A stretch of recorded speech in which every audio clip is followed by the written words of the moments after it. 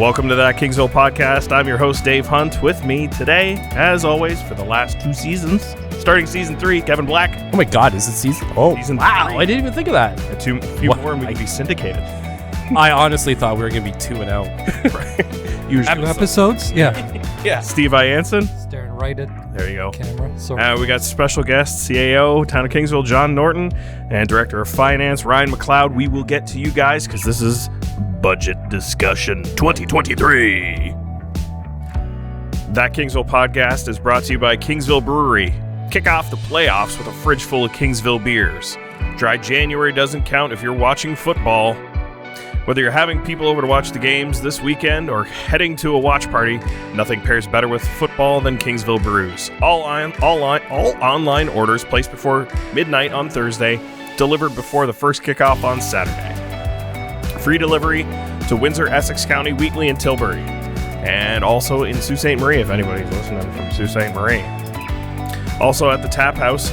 Remember, trivia on Thursdays and karaoke or live music also throughout the month. Check www.Kingsville Brewery Tap House for the schedule. New sponsor 2023. We want to welcome Murray Insurance to the Kingsville Podcast family. Are you frustrated with the current level of service you get from your insurance company? Are you concerned that some of your most important assets aren't covered the way they should be? Whether it's your car, your house, or income, or your business, ask the professionals at Murray Insurance for a full review and get the peace of mind you need with your insurance.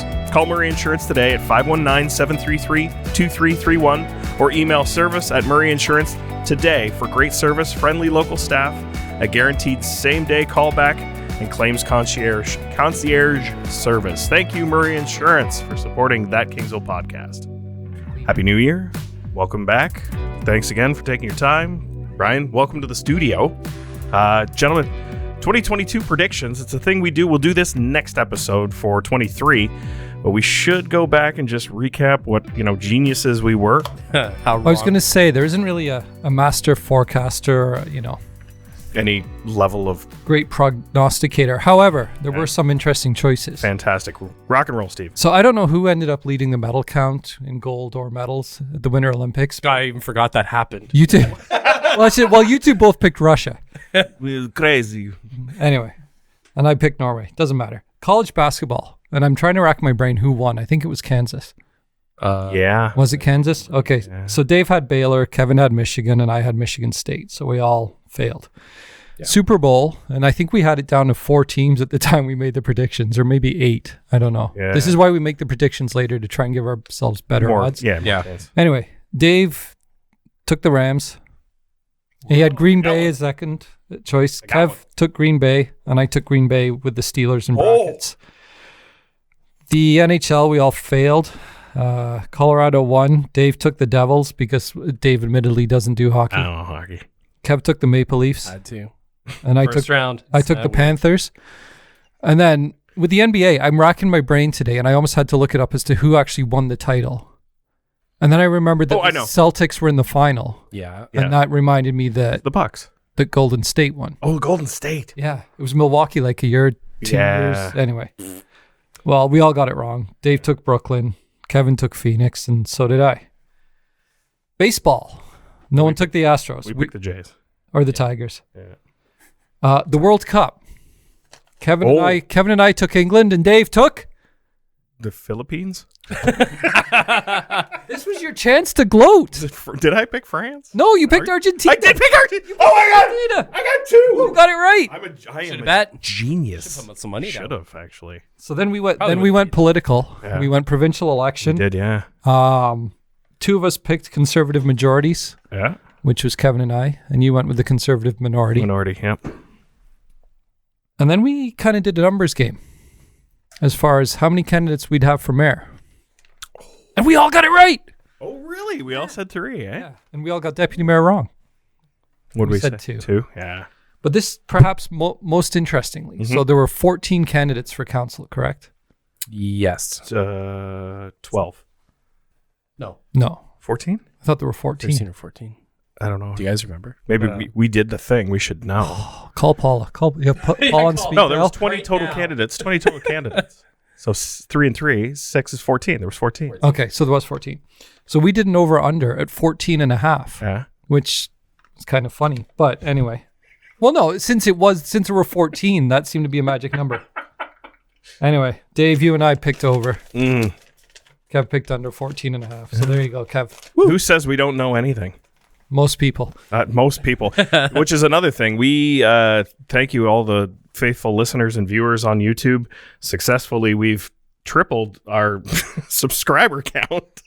So we're at 7. So I was gonna Well, that's because I have 6 Because of that accounts. fraction, I was that gonna say- fractional person. 21. But yeah, no, actually over the Christmas holidays, I meeting or running into a whole bunch of people around town, very appreciative of things like the parade and like the meet the candidates evening. So again, we appreciate having people from the municipality come in and share the news with us, because apparently we're the news. Kevin, Oh, yeah. we're the news. Well, that's a shame. Yeah. Thanks, Gary.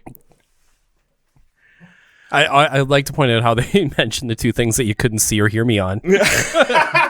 So that's cool. Kevin free events. Yeah. Well, let's get right into it. It's too bad we don't have like a sounder music. Maybe you can put something in post. Budget 2023, Town of Kingsville drop. It was released last week. Fantastic format, gentlemen. Looks really nice. You got lovely little header pages before each subsection.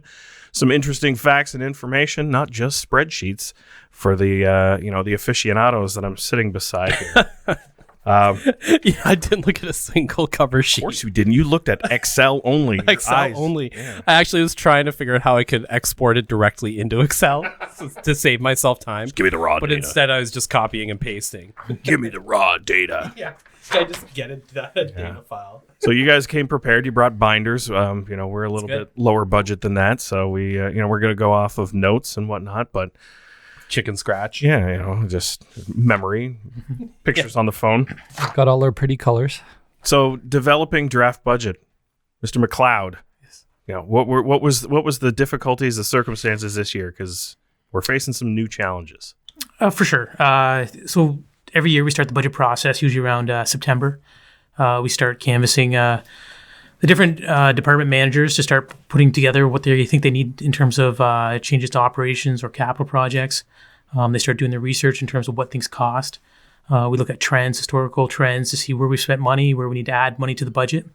What are residents telling us in terms of what aren't we doing enough of, and what do we need to do more of? So it's quite a long process. So basically, from September to December, we're putting together the budget, and every year we start with double-digit tax rate increases, and we keep working on it and grinding it down to hopefully get something that's reasonable for council and the public to accept. So in terms of challenges, I would say it's no secret. Everyone's talking about inflation.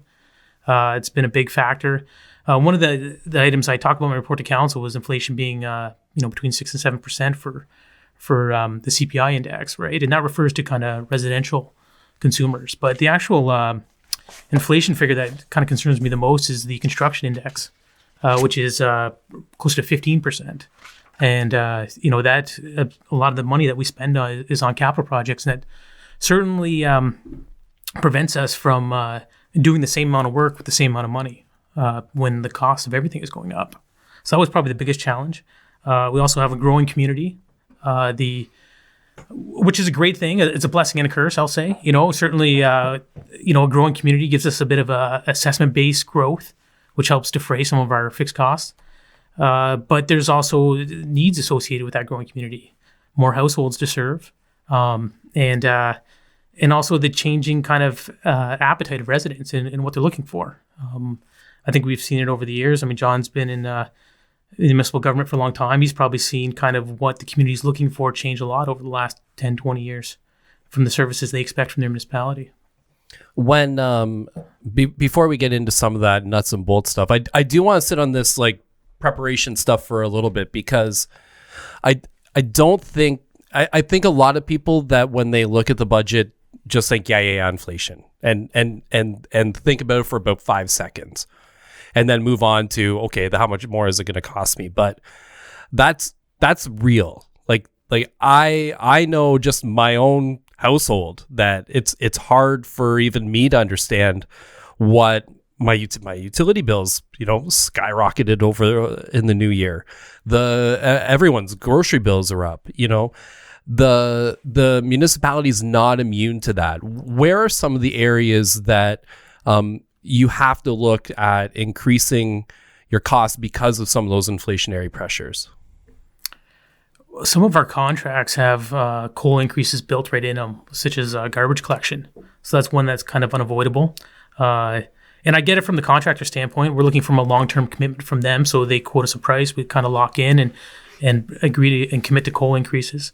So that's a big factor. Fuel, we've all seen the price of the pumps. That's gone up quite a bit. That's a significant cost for us in terms of our vehicles that we have on the road and maintaining, especially if during winter control, we have the big trucks on the road.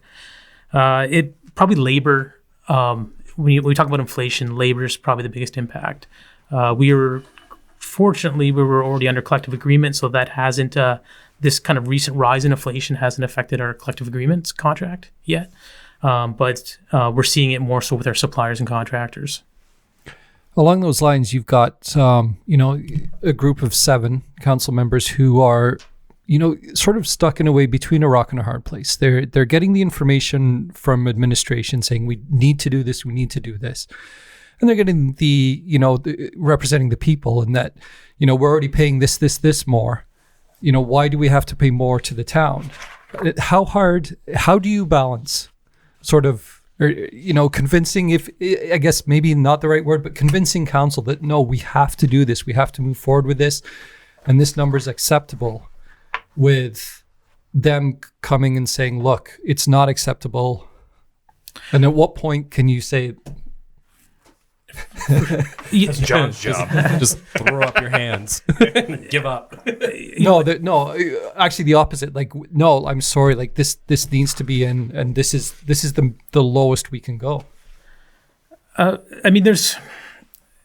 ultimately comes down to council's decision, and it's our job to persuade them that this is, to do what's the best for the long-term interest of the community. Like, one of the things I talk about in this budget is that we're not looking at 1 year. We're trying to look 20 years down the road. So anybody could come in with a budget that said 0% for 1 year, maybe 2 years. But once you get 3, 4, 5 years down the road, you get in a situation where, stuff's just falling apart, and nobody wants to be in that situation. I think our job is to convince council of kind of get them to buy into the long-term strategy. I think residents and businesses, they want, a stable, predictable tax rates. And at the end of the day, they just want stuff to work. When you turn on your water, you want the water to come out. If council decided, we're okay with the water working, 75% of the time, then that's a different discussion. It's got a different color in Kingsville. That's fine. So, if the expectation the water is going to be the 100% of the time, then, these are the investments we got to make. And same with our roads, or same with our arena, or any of those major assets that we have. I wonder, Ryan, if there's a place to talk about the asset management plan work we've done this year. So what we're trying to do is develop a plan for all of our infrastructure, a lot of it that has a very long life cycle, right? Vehicles are easier to predict how long they might last, 10 years or so for us, a light utility pickup truck or something.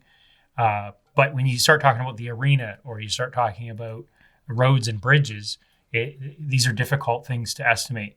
But we're trying to come up with a plan whereby even, say, with a new bridge that might have a 75-year lifespan, can we plan financially for that? I mean, it seems like almost multi-generational planning when you talk about that length of time. But that's the process that we actually began in, well, I guess we're kind of partway through it, but we finished one phase of it in 2022. And it will help us bring forward then the right projects, and more importantly, also bring forward the dollar amounts that we need to be saving for the future. So that's why you've seen the emphasis in this budget on putting more money away for the future. Do you want to maybe add to that? For sure. It's something that we've embraced over the last few years, is kind of life cycle costing and putting money away for the future. And you'll see that in the budget as you go through the capital schedule. A lot of the projects that we're proposing are being funded from reserves. So that's money we put away in previous years to replace these assets as they, get old and expire. But it is a very complicated process. There's a lot of estimates involved, a lot of engineering work. And it's always a moving target because the cost of replacing this stuff is always changing.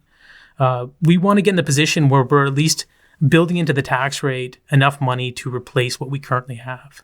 When we want to add, extra things on, say take an arena from 1 pad to 2 pads, not that that's being contemplated in this budget. I don't want to confuse anybody. Don't throw What? But I'm sorry, did you say pool? We want to be able to at least be able to take care of what we have existing before we add on, because certainly residents aren't going to accept the fact of a service decline.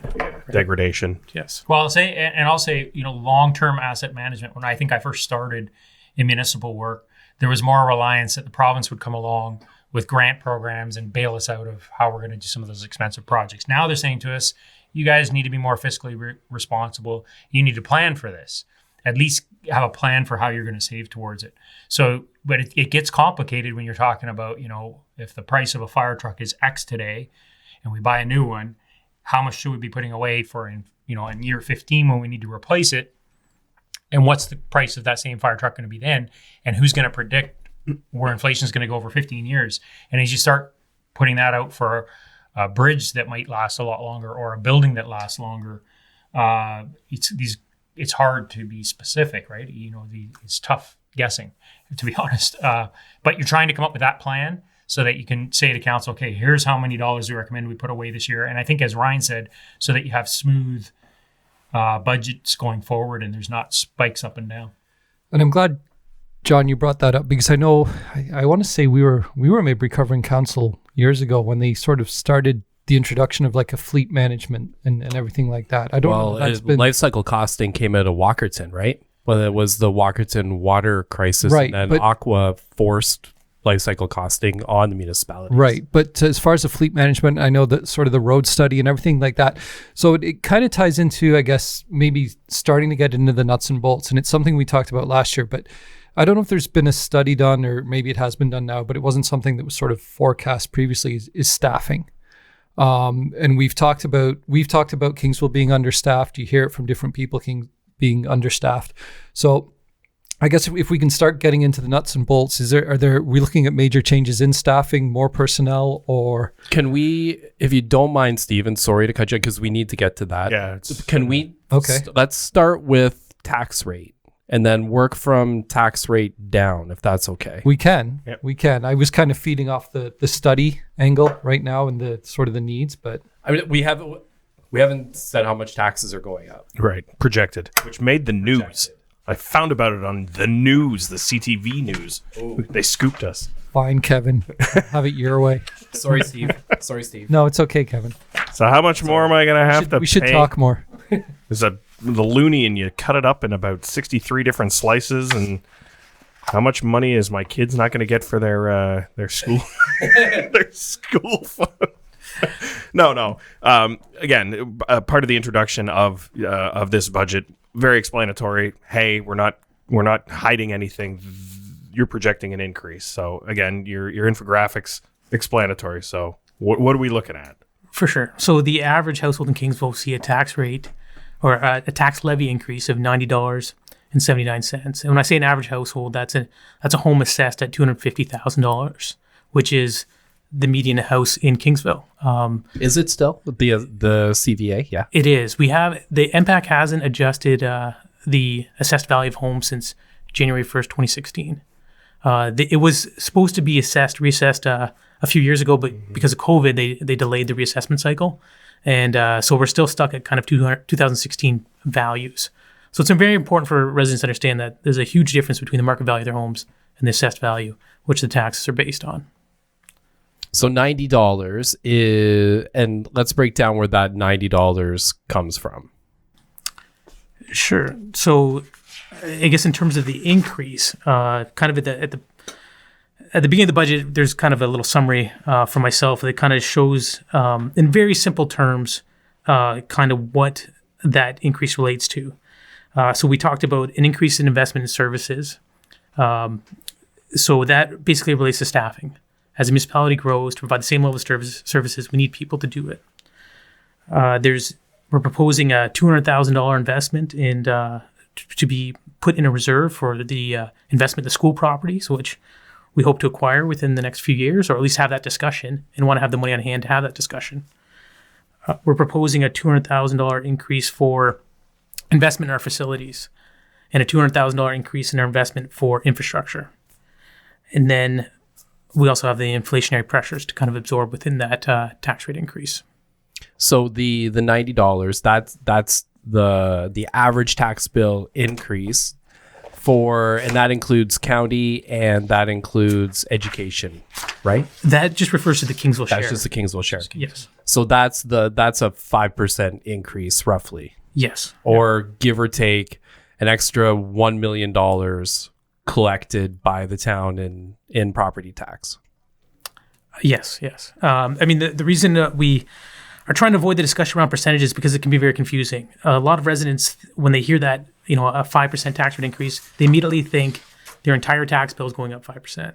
When really, the town of Kingsville only gets 53% of someone's tax bill. 36 cents goes to the county, 11 cents goes to the school board. So, the percentages can be a bit misleading at times. And then also what we don't want to happen is, what the media likes to do is just talk about a percentage increase in Leamington versus Essex versus Lakeshore. We all have different starting points.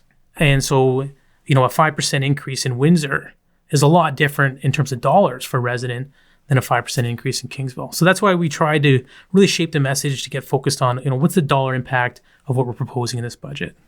What's the county increase? The county increase is 3.8%. Okay. It's high for the county.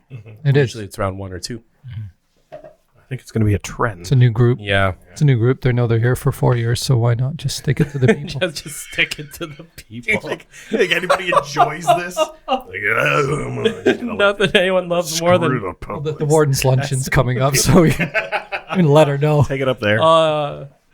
So that breakdown, I do like the loony. I'm a big fan of the loony. It was nice. It was like, hey, a little sliver of this, And I do think that it does bear going through that chart.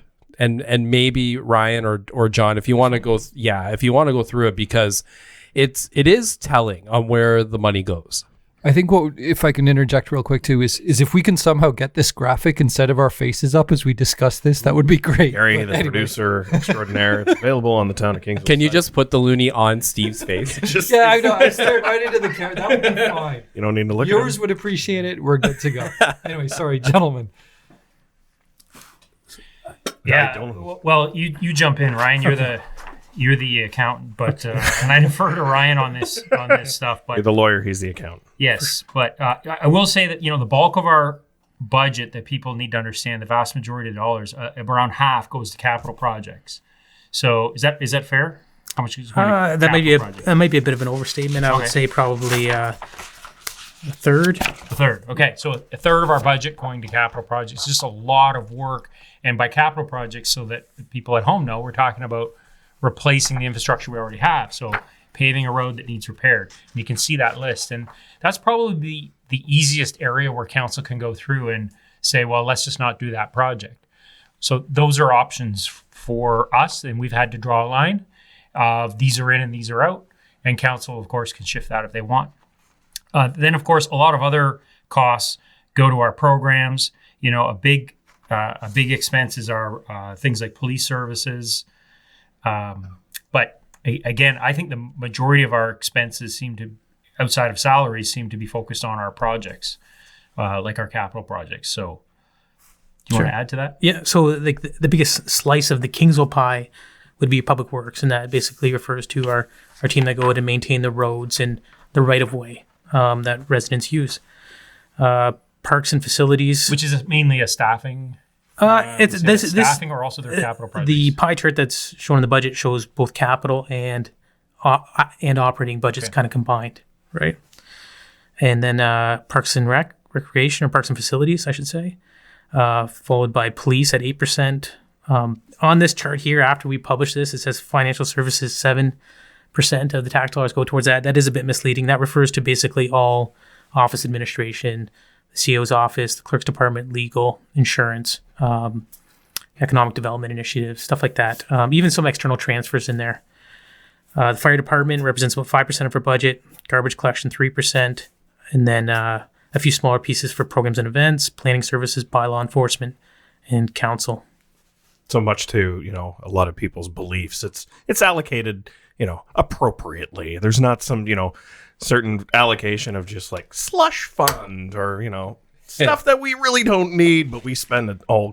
You don't budget for that, right? No, okay, I mean, certainly the budget's based on estimates and our best estimates available at the time. But, we are a very public organization in terms of, most, like all levels of government, I would say, in terms of the public information that's available and the scrutiny that we're subjected to. So, more so than any other level of government. I'm not complaining about that, but, I definitely think it's true. It's everyone's. It should be of everyone's interest, right? It affects everyone who's a resident. So, for sure. But I guess just to put that in context, I find that residents pay a lot more attention to, where their property taxes are going compared to where their income taxes are going. Right? Oh yeah. And right over here. I wish that residents, paid the same amount of attention to where their income taxes are going. Well, the education, there's not many podcasts about, the education budget this year, or podcasts even on the county budget, right? So, but people want to focus on their local town. So, the one I totally understand your argument. The only thing I would say to that is that I do think that the town budget is the one that impacts people the most. It's what they see. They drive on the roads. They take their kids to the arena. Their kids play in the park. Garbage gets collected. Their garbage gets collected. You're right, absolutely, that there's more scrutiny on property tax, but I do think it's founded because it's what people interact with the most often, right? Now, grandma's in a nursing home, uncle's in the hospital, children are in the schools. I don't know. I find that I think that the site plan for that nursing home was determined by the town. The road that they drove there on was maintained by the town. Or it might have been maintained by the county. My point is, half of our roads are maintained by the county. Our libraries are maintained by the county. There's lots of different organizations funded and maintained by the county, and I just find the county budget here, not a lot of scrutiny. Hospital budgets, not as how many podcasts on the hospital budget. So that's all. None. That'd be a conflict. Well, there you go. None. all I'm saying is, we're under a microscope, and right. and that's not a bad thing. It just means that we are incredibly transparent. Yeah, and yes. And to both your points, it's a matter of those other organizations don't have a collective group that's set in one specific area, right? The municipality of Kingsville is very, very compact and tight. When we're talking about county budgets and provincial budgets, it might be somebody in London or Toronto or Bracebridge. Well, and I'll tell you, as someone who covered, and Steve, you were there too, covering all of those county committees, whether it was Solid Waste Authority or IRCA, just the budgets, but and no one cared. Nobody cares. No one understands what Union Water does. Now, that's not county, but no one understands what Essex Windsor Solid Waste Authority does. Like, they don't get it. They understand what the person that works at the arena does. They think they do anyway. Right. Or they... But to John's point, too, and I see both sides of this, we really probably should have done some research on the county budget ahead of this too, and that's because I used to cover county budget all the time, and I quite enjoyed it. But next episode, yeah, we can't do back to back. CAO, talk about going to be upset. No, with me, or the treasurer. We can talk about the expansion of County Road 22 for the 70th no, but there, time. and all I would touch on obviously was like the major projects within Kingsville, but they are significant always, right? Like, are they? Like they're building a new EMS station here, Yes. right? Which is great, and it's all county dollars, and that's great. But so things are happening here in the county. They are doing road work in our community as well. So, yeah. Oh, and it continues to beautify and make Kingsville and the surrounding area a place that people want to be. Well, the fact that I had to ask what the rate increase at the county was, I felt like a bit of a putz doing that. But hey, I haven't been on it, right? Yeah. You're out of practice. So there are a few new positions in this budget as well. I think you mentioned, Steve. There's 3. Cool. Yes. So the budget proposes 3 new positions: a public works frontline employee, a parks and recreation frontline employee, and an office support employee, which will help contribute to great customer service that we're trying to really build a culture around at Town Hall. And what can we say on the podcast to ensure that council approves all 3 of these hires? They're needed. They're needed, council. Yeah, I'll looking say at you. This. I'll say this. We started a process last summer. Went forward and asked, started at the manager level, and asked them for input on how many, new employees they thought they needed. We are going to say to council, that number came in full-time and part-time positions. It came to a total of about 27 people of what the managers felt they needed. So we had to have a sit-down meeting in the early fall and say to the managers, we at the senior management level aren't prepared to go forward and ask for 27 new employees. That's not going to happen. What are the priorities? So you can imagine there's that those kinds of requests are coming forward from managers, though, who are on the front line and who do see the needs and requests. So I guess I would say to council, we've put forward 3, but, how many do we need? We probably could use double that easily, and we need at least that. And when I think about, the requests that I heard in the last year for, maybe a full-time employee, not just students, but a full-time employee out at the marina, we could really use Parks and Rec supervisors. Instead of just having one, we could have one Kingsville, one in Cottam. Those kinds of positions could be created. We just need more staff to get out and do more of that frontline work. But we also recognize, you can only come forward with a budget asked so high. And so what we decided instead was put the emphasis this year, especially on, as you see, putting some dollars away for reserves for these important projects that we think are community priorities. We're going to turn this over to council. It's going to be their budget. And if they go in a different direction, we'll go in a different direction. And as a result, you're going to start to execute or develop strategic plans, right? This is something that, with you only coming to town a couple of years ago, and Ryan, we've had turnover in the position. Now the execution, the foundation and the execution of some strategic planning in different areas, facilitating individuals in order to execute these, right? It's great that you can get consultants and spend that money to say, hey, we need this. We need the people now in order to execute these wishes, because this is what the taxpayers are looking for, or this is what we've identified as a deficit. So, I'm hopeful that it's recognized that these positions aren't asks for outrageous things like, hey, we need a full-time clown in town to go around to the children's schools and make them happy. No, these are positions that are helping facilitate the execution of what's necessary to build from here on in. And then continue that growth, because next budget or as we progress and there's tangible benefit shown from adding those things, then I think it'll be a smaller pill to swallow, saying, no, if we do add in the right places, it is a net benefit for us, and we've been able to measure it as a result of our strat plans. Okay. There are excuse me.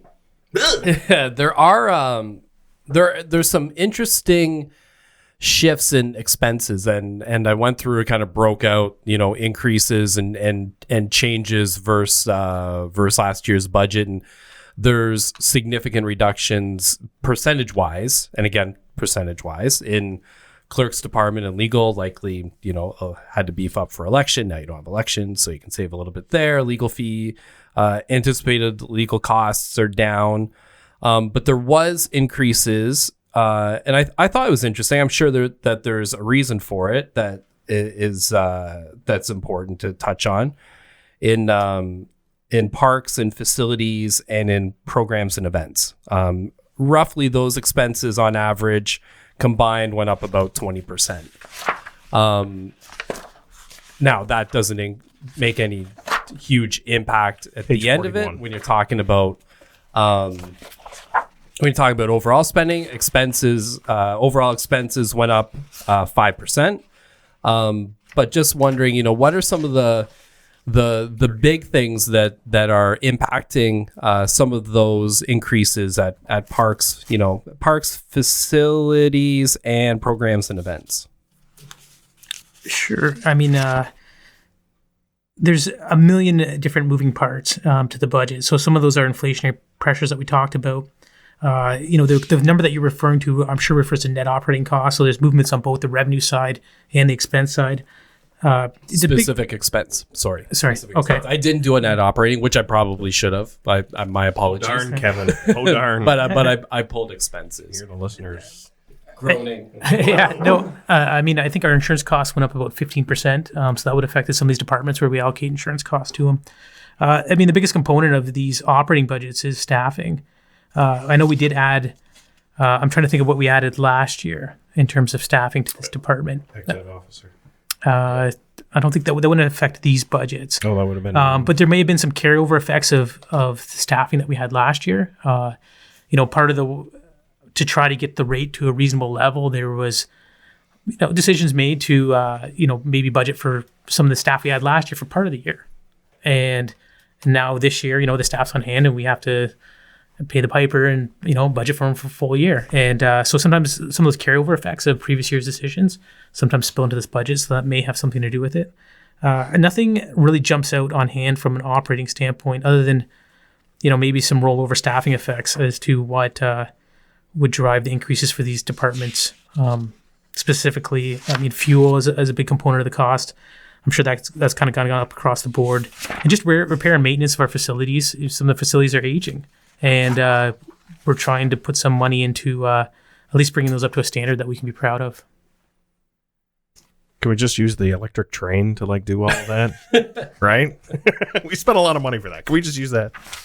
We received a lot of grant money for that. We did. We absolutely did. And sponsorships. And I'm sure it's probably already paid for itself with all the rides. So absolutely. Don't go after the train. Did you not? Steve loves the train. Yeah, I love the Fought train. for that train. I had to have words with Ryan and try to convince Maybe the him parks is through Gord too. is paved trails maintenance. Oh, I like. Kevin, there's also a moratorium on the paved paths. Oh yeah, sorry. Yeah. Sorry.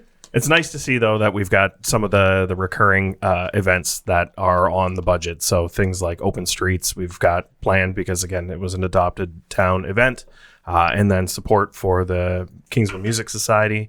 I think that with the attendance and with the overwhelming appreciation that the town is able to facilitate, this is part of the budgetary expenses that are the quality of life and of why we pay taxes. Yeah, I would say those a lot of those events in terms of the out-of-pocket costs aren't huge, but they are significant from a staff allocation standpoint, not just with our programs and events coordinator, but also the Parks and Recreation staff, and even spills over into Public Works a little bit if we have to get into street closures and that type of thing. Which was, again, you've asked for 3, but we've seen the trend over the last 4 or 5 years that the more and more events that we're facilitating, right? The Highland Games, the Greenway Jam / Folk Fest, right? These are taxing. Let's use a different word. These are heavily needed resource related events for town staff. How do we budget for making sure that we don't see a degradation of those events, right? The worst thing that we could do is have consistency and then say, oh, we don't have people to work it. Sorry, we're just not doing this anymore. Well, I will say a lot of these events rely heavily on volunteers, and we're very fortunate to have a lot of volunteers in this community that step up to make those things happen. Some of these events that you talk about, like the Folk Fest, that operates relatively independent of the town. We give them a financial contribution, but they really take care of everything themselves. But even around support. Garbage collection, for sure, and there's public utility related. If you really start paying attention, the town of Kingsville really does a lot in terms of events compared to any other municipality in the area. Much larger municipalities with much larger budgets. So it's a combination of resourceful staff and great volunteers. And beyond just the events, you've got an increase in facilities. And I realize there maybe isn't a lot of maintenance with the pickleball court, but it's an added amenity. And there's bocce ball courts, and there's the Grovedale, and there's all these new additions to what was there previously. Splash pad. And it just keeps growing and growing and growing. And so there's a significant project at the arena budgeted for this year. Yeah, one of the largest projects in our capital budget is the replacement of the in-floor cooling system and boards at the arena. It's going to cost about $1.8 million to replace. And this is a situation, where we're talking about life cycle costing and the importance of it, where we haven't been putting enough money aside to replace that when the time came, right? So we're facing a situation where, if we don't, our back's against the wall, if we don't replace this, we're not going to have hockey next year, which I don't think anyone's prepared to propose. So the alternative, that's a significant loss in revenue right there. Right. Well, it's not even just a loss of revenue. It's a service the community expects, right? And so we have to. We're putting this project forward, partially funded from reserves, and partially we're we're internally financing. We're going to borrow from other reserves and pay it back over the next 3 years.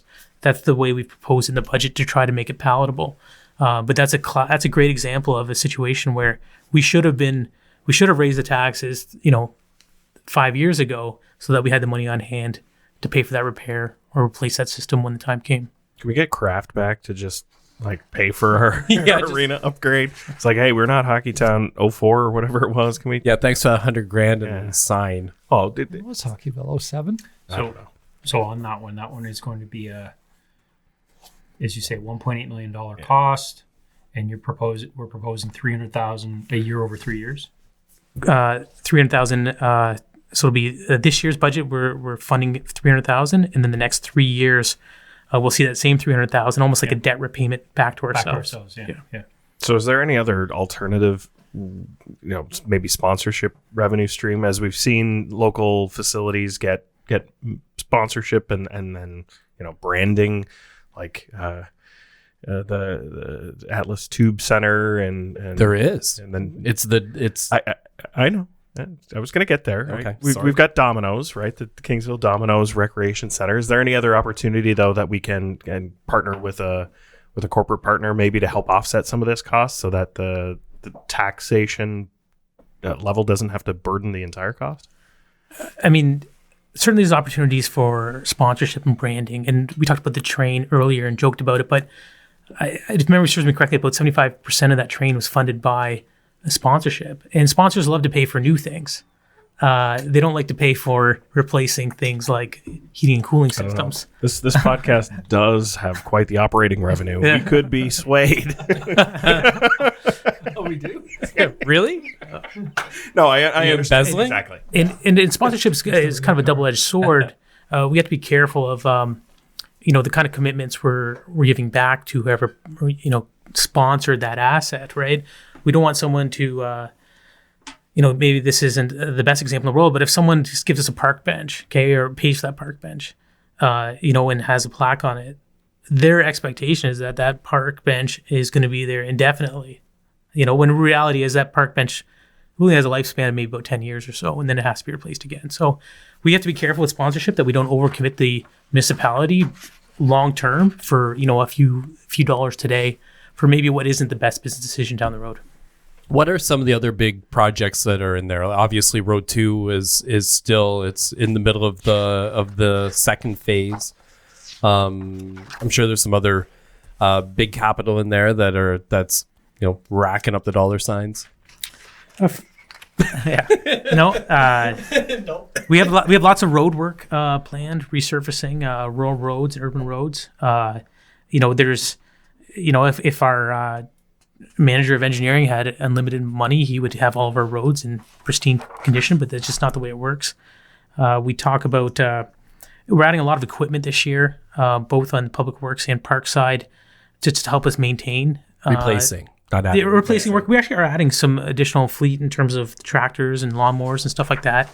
Hopefully help us catch up to the growing number of parks. So that, Steve over here doesn't get upset that the grass gets, Well, that didn't just come from me. I know. I'm just. But I was going to raise that earlier, actually. When we were talking about the Parks and Rec, because there were concerns last year that some of the parks, the grass wasn't cut in May. Yeah. And there was somebody, well, maybe it's no more May, and I don't know, and maybe you can answer as to why, but the concern being simply like kids are running through, it's a park, they're going to run through, and then long grass is an attraction for ticks and animals and everything like that. So, I mean, will the staffing, what I was going to ask, will the new staffing be able to kind of eliminate any of those concerns? I think that was a sort of a number of issues that hit us last year. One was, as you say, there is some pressure around no mow May, like should we be not cutting the grass? But that wasn't our particular policy last year. What we ran into last year was a wet spring, periods where we decided not to cut. And then, you go 3-4 days waiting for the grass to dry. And as soon as it dries out, people wondered why it's not cut. So that was one problem we ran into. The second was maybe because of COVID or the contractor supplies, we had difficulty getting contractors to show up. They were busy. all at the same time. It's kind of like when the snowstorms happen. That's not the time to hire someone to come and plow your snow, right? So we have contracts lined up, but some of them were busy and had trouble. We also had some of our own equipment not available and not working. So what we've proposed this year is buying some more equipment so that we've got more tractors available for our staff. The worst thing was having, the few staff we have not able to go out and cut grass because, there's only one tractor or there's only 2 tractors.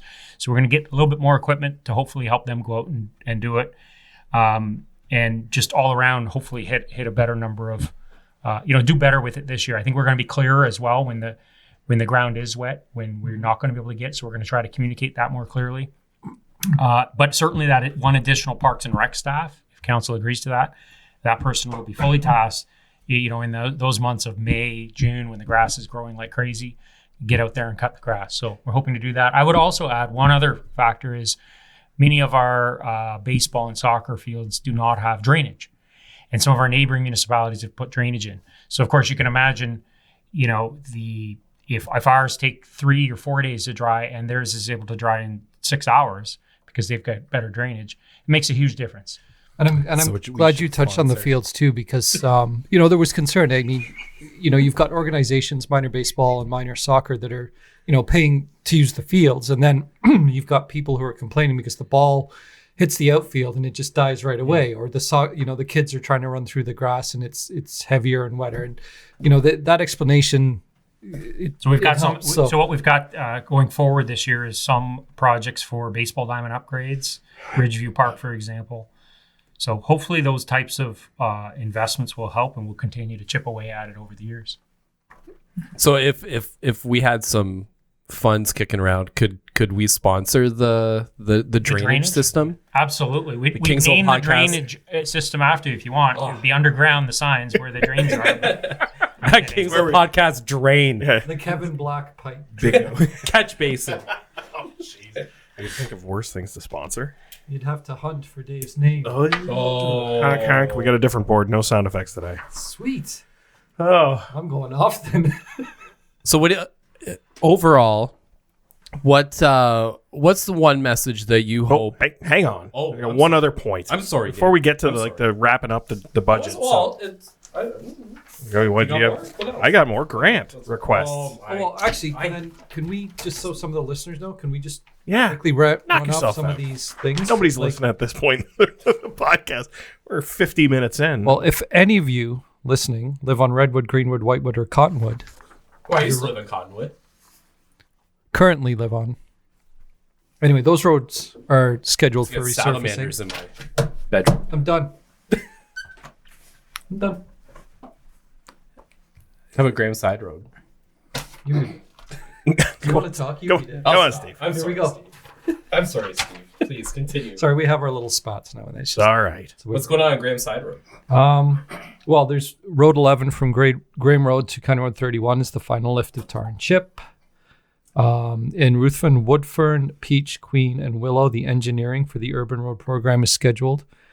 Resurfacing of Road 8 West from County Road 23 to Marsh Road. Resurface of Road 7 East from Olinda to 31. What else we want to? South Talbot Road from Road 5 to County Road 18. Resurface of Cameron Side Road East from County Road 34 to Road 11. This is Cottam area, Kev. Do you want to? No one cares. That's on Ryan's long-running joke. You just drive through Cottam, right? I was born and raised in Cottam. So. I know, outside of Cottam. You're So working, can you tell me that? Why does the town hate Cottam so much? I just feel like I don't understand it. I mean, I think that Cottam's a great community. I think they get a lot of love from the town of Kingsville. So I'm kidding. I think they just like to play the little brother card. Absolutely. Well, Ruthven's even worse. Anyway, those were some of the major Oh, servicing projects. And I mean, all my years covering budget, that's always the sexy stuff, right? People want to know that my road is getting resurfaced, or if my road's going to be dug up, what's the timeline? Yeah. You know, and you mentioned the weather is being an impact on certain projects, but from what I understand, the Cog Hill water main was quite a success this year as far as the timeline and the work done. Real quick, is there anything that came in under budget or timeline or anything like that? Certainly, we want to just give you a chance to pump your tires here too. From 2022, I assume you're referring to the 2022 projects. Well, it'll probably be the next month and a half or so before we have a real firm grasp on last year's numbers. A lot of these big projects, engineers, contractors are out. We're still getting the invoices in from those projects. So we really won't know until probably, usually I release the financial statements in May, we report to council kind of what the previous year's surplus is.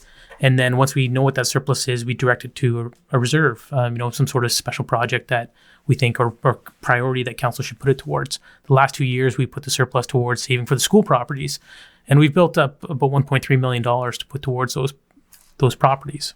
So, Exciting. Taking the good news and putting it towards like a worthy project. And, I would say that, that money that we put aside is preventing us from having to raise the taxes 6% in order to fund the school project this year. We've already put some money aside, right?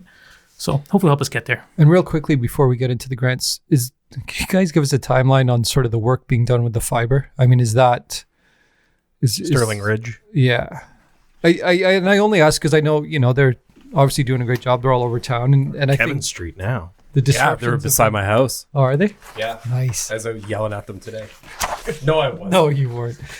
Is there a timeline for the completion of that project? Or? I haven't heard an update recently other than we, met with them earlier in the spring. They were looking at not even starting in Kingsville for a year or two.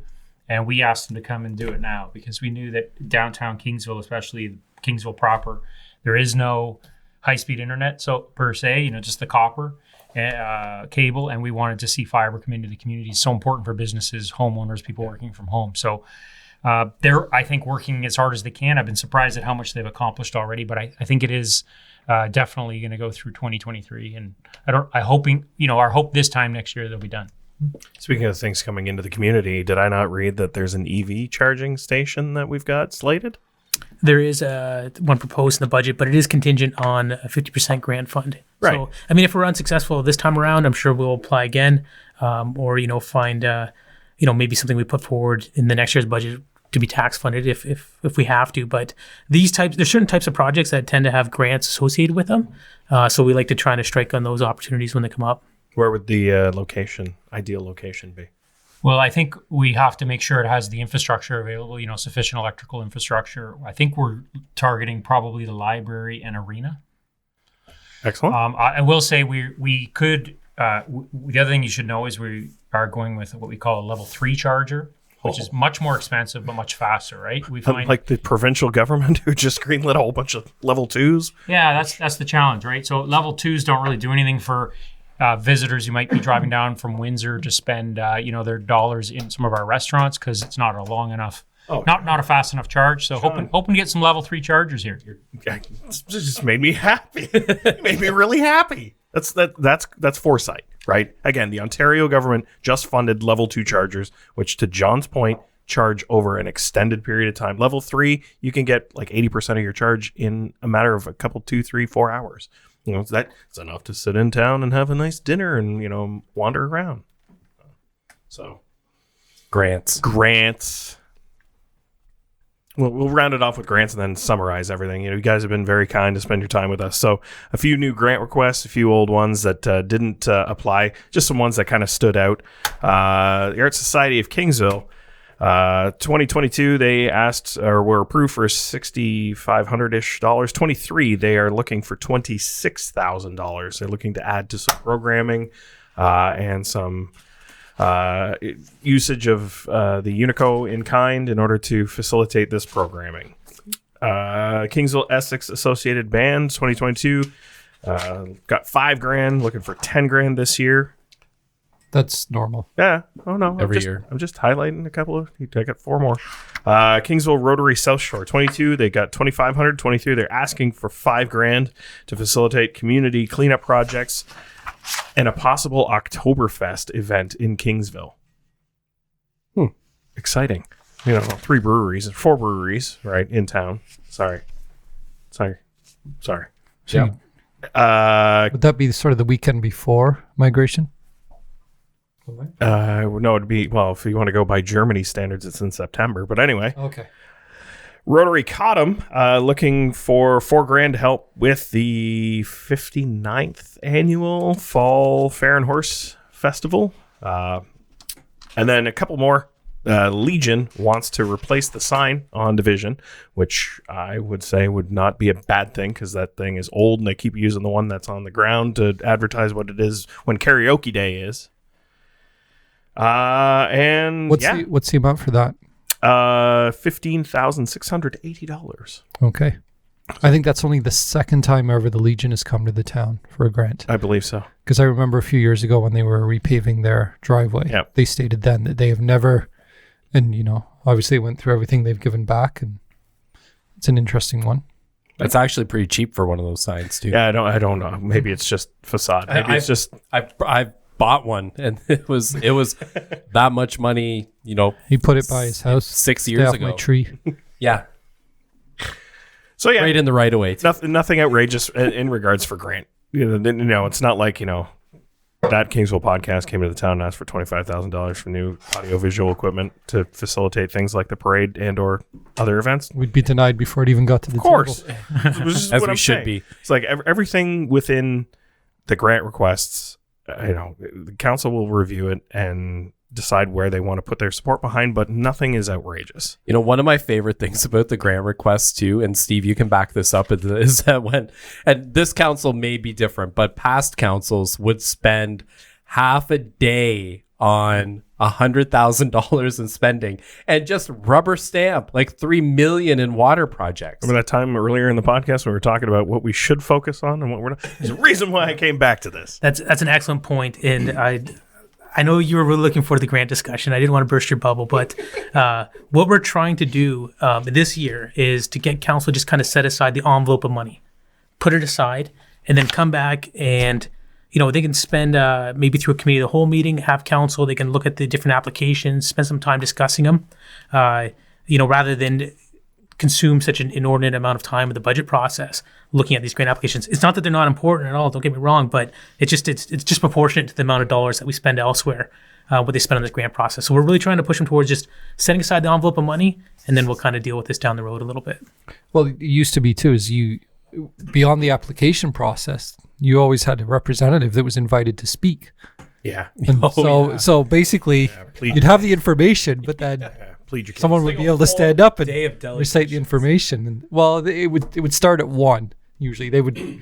It never got finished that day though. No. Usually it went into the next day. So and I think it makes a lot more sense in kind of a committee format for council to look at these grant applications, because it allows them to have discussions.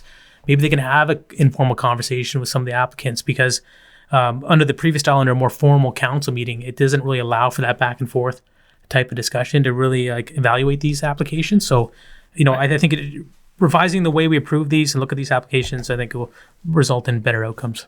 I also would say that there's a balancing act there between, receiving the input and obviously wanting to hear from your constituents. But the challenge when you get into these kinds of discussions is to help. We want to set up a process though where council is making objective decisions, not emotional decisions.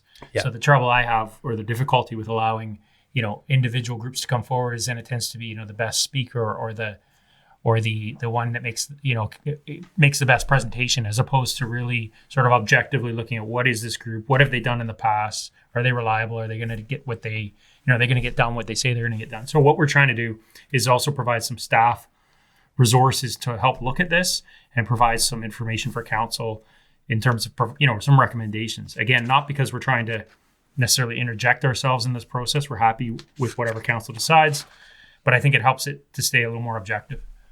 Well, and it is it doesn't happen in every town. Like these community grants, it's not. A lot of people may think that have only ever lived or paid attention to budgeting in Kingsville that this is a common thing. It's not. The fact that the town sets aside tax dollars to go towards community projects and special interests is a little I don't want to say abnormal, but it isn't the standard practice. And so, having a fund set up like that is probably, and not that my opinion matters, but I think you're right. I think that's probably the best way to go. And have them approve a fund instead of approving. Yeah. And then that way, if there's choices that can be made at a later date that don't tie up all the municipal staff through the budget or the budget passing. Or maybe look into why you're spending $3 million. You're not, but No, but it did but water, wastewater, all that, centrifuges, like all that stuff. Well, it is good practice. I mean, it was only 5-6 years ago. I want to say the grant list was in excess of $210,000, like the requests. Yeah. And that was it equated. Had it all been approved, it was over 1% of the tax base. Just asinine numbers, but. Well, you got to ask, right? You're not going to get it. No, and that's the thing. So, I mean, brief history real quick. I remember when I first started covering budget, and there were 3 grants that the town approved, and I can't remember what they were. I want to say Kingsville Essex Band was one, and there was 2 more. And I don't know how the list grew, but people obviously got wind that this was something, and again, why not? Like, at least it doesn't hurt to ask. Yeah. So, but this is good to see that smart practice is in place. All right, Kevin, wrap it. So what's the sales pitch? What do you hope that people understand about this budget before council starts digging into it? Well, I just hope that people, like anything in life, we spend our money, it's about choices. And, what do they want the money go towards? And we're not all going to agree on every dollar we spend. I mean, most husbands and wives don't agree on how to spend their money. But I think that, I just hope that whoever's looking at this budget and questioning things, they're just looking at things from a long-term lens, not just looking at 1 year, looking at, 10, 20 years down the road, and hopefully trying to position the municipality for success. I mean, anybody who owns property or owns a business in the town, they're invested in this and hopefully making good decisions that we're going to support, a good quality of life to live in and invest in for years to come. All right. Can't summarize it any better. Want to thank John and Ryan. Thank you for taking the time out of your day.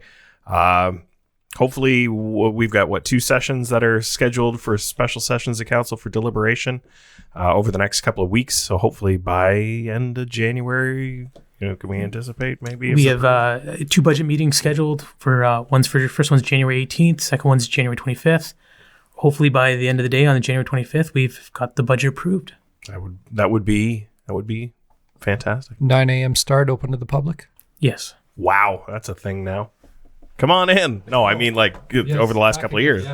You can go and sit through. Kevin, I know you're booking those days off of work. Can't wait. All right, guys. Thank you very much for joining us on That Kingsville Podcast. Thank you. Thank you. Thanks for having us. Well, gentlemen, there it was. John and Ryan coming in, talking budget. Numbers. Yeah, thank you everyone who's still listening. Bit of a heady topic for the podcast, however important. Dry January. Golly. It's not what we want to focus on, but it's an important part of what's happening in our municipalities, and finding out what it is that we're going to be seeing around town and what's being facilitated is important. Well, and it breaks down what projects are going to happen, helps us understand what some of the priorities are of full-time clown. you should have put in a grant request. Mm-hmm. No, that was staffing. That's full-time. You want clown. Tax-funded full-time clown. Make all the children happy. Yeah, no, it's a great idea. Then you could have a capital expense for balloons. Did you imagine? Well, yeah, that's where your emotional spending comes. Right? I was going to say, if you get emotional spending, you might lose $53,000. Steve, and on that note, I didn't want to. We are going to. While they were thank here, you though. so much, Steve. Thank you so much. Thank you. There is $300,000 budgeted for legal. I wonder what that's for. Listen, any way we can find it with that? I didn't want to get into it. We're going to see what passes. So I Interesting. want to see what passes for the budget, and we'll talk about those things because we're just talking draft budget right now. So we'll see what council approves in the next couple of weeks. Actually, you know what? And that probably. Sorry to cut you off. I am sorry to you. This is going to be a 23 thing for Kevin. Is don't walk all over Steve and me. I'm sorry, but it is a very important point to say and reiterate again that everything that we were talking about tonight is draft. Yeah. And it can change. It probably will change. Yeah, it will change. And then all the numbers that we discussed tonight will be mostly out the window. Yeah, and in an episode or two, we'll recap what was approved. And better approve those 3 staff. They better. And the clown. And the clown. No, but in all They can defer the seriousness, balloons. like we're so far behind. No, Like- and And I think council's aware, Yeah. but if they're not and they're watching, Well, I think people are aware. My kids were aware when they were playing soccer and got lost. they are still little, but no, and we'll see what happens if. Is that the ball? Was it a bear? I hope it wasn't a bear. How could you tell? The grass was so long. Thanks for joining us on this episode of That Kingsville Podcast. Thanks, Gary Glass, for production. We will see you next time. Bears. Kingsville Bears.